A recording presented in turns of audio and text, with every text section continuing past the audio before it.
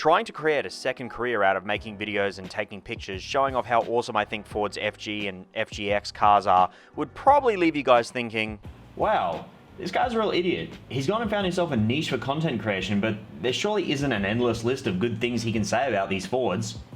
Well, you're damn right, dear viewer, and that's why this is my top 5 everything I hate, what I don't like. Screw it. It's a video about the problems that I have with this car.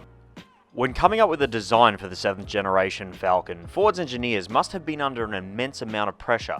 After all, they were only a couple years away from 2010, which was the 60th anniversary of continuous Falcon production in Australia, a huge milestone for the company to reach, and somehow they had to create a striking new look and feel for the car, which would be better than anything that had come before it. A tall order to achieve when the Falcon series already had the legendary AU. So with the bar set so high, I really want to know, how did they screw up so much basic shit? Let me explain what I mean. Let's start with the gearbox. When the FGs originally shipped, the automatic variants, which was most of them, had a 5R55S, an automatic transmission Ford had been using in their American cars for years. What they neglected to mention though, was that these gearboxes were shit. And they had a common fault of solenoids failing, and as a result, the gearbox would...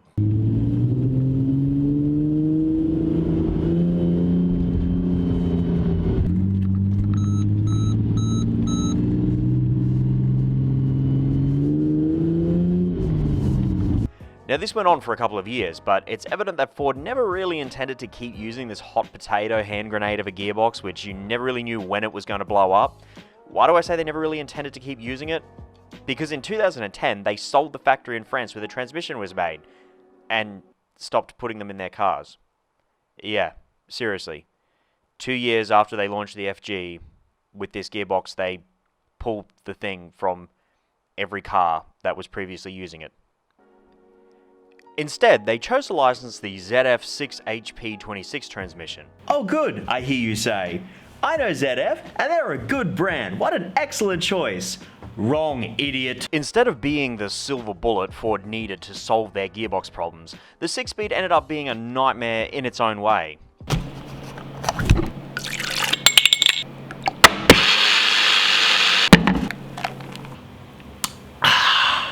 Due to the absolutely galaxy brain level design of a lot of modern automatic gearboxes, their cooling is routed through the car's radiator, and sometimes heat and high pressure cause leaks, which then forces coolant into the gearbox, causing something that looks like a delicious dairy-based treat.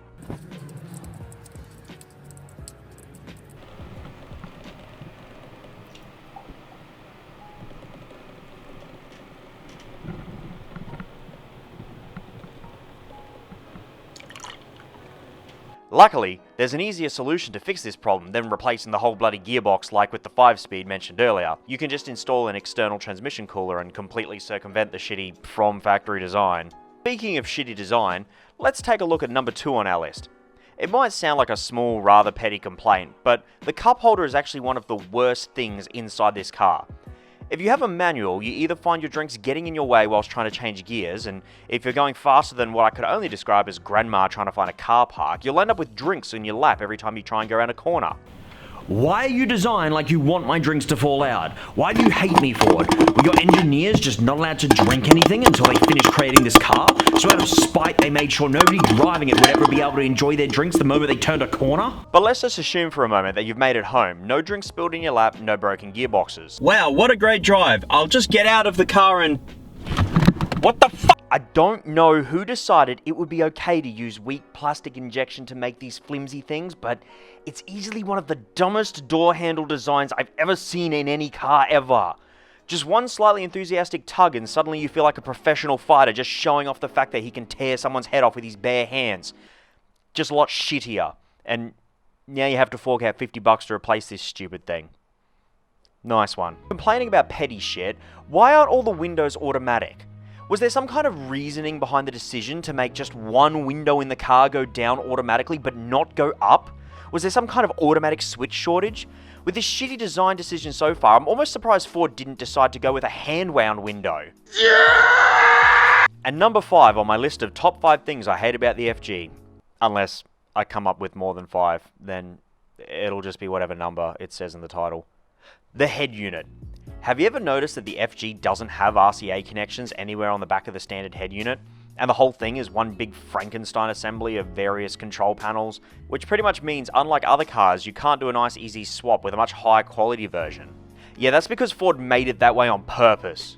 I won't dig too deep into this in this video, but basically Ford are part of a conglomerate of vehicle manufacturers called the Auto Alliance, which is basically a US lobby group who try to affect politicians' decisions on how laws should be made. One of the big things that this group lobbies against is modifying vehicles. They claim car owners don't actually own the software that governs their cars, and so by extension, if a manufacturer makes their head unit in a convoluted way that ties your music control in with your climate control, hazard lights, door locks, that kind of thing, then you shouldn't be allowed to modify that either.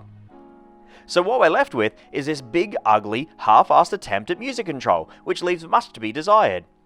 Only the iPhone has charging connection to the car, which also allows for steering wheel control, but it's 32-pin, and they didn't release a new module with Lightning because that would go against the aforementioned modification thing that they hate. Non-iPhone users are screwed even more. It wasn't until later iterations that Bluetooth streaming was included, and even then it was an optional extra. So unless you have one of those later models, the aux cord is the only option. That or a musicless, soulless drive, seats covered in spilled drinks and door handles broken. What's up guys, thanks so much for watching the video. I thought I'd try something a little bit different this time, a bit more lighthearted, a chance to get in front of the camera a bit, as opposed to the highly edited photo shoot videos that I've been uploading recently. I will be down in Brisbane from the 28th of July for a few days. I'm not sure how long yet, depends how many people want to organise doing videos and photos and stuff like that. So if you're interested, hit me up in the comments or leave a DM. We will also be organising an FG meet while I'm down. There's going to be a few familiar faces there. Going to get a few cars that everyone recognises in. It's going to be a good time. Check it out on Facebook if you're interested in finding out where and when it's going to be. And yeah, don't forget to subscribe on YouTube, follow on Facebook and Instagram, and thank you so much for watching guys. I'll see you in the next video.